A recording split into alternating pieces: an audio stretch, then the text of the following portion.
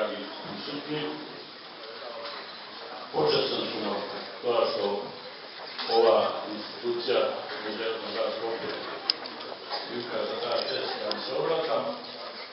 Bi moželo da se kaže da kako ja prihvatila bukvalno ta dimenzija na postojenje kako ona što se gleda i nepostojensko ona što ne se gleda, neka nije koga izime, koga stijebe, polovina život živeve, bez to i sve.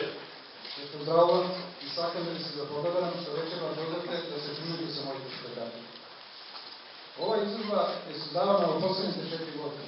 Tako što možete da zadržite fotografijske sliče snimanje sa napravljenim noće u mnogo teške proti konfiguracija na tereni opasnim uslovom. No na sve to moram da spomnam i da im se zapovedam na neki ljude koji podjednako su odgovorni za ova izložba i kroz čija nesebična pomoć prašeni dragi Bogu se reći imaš.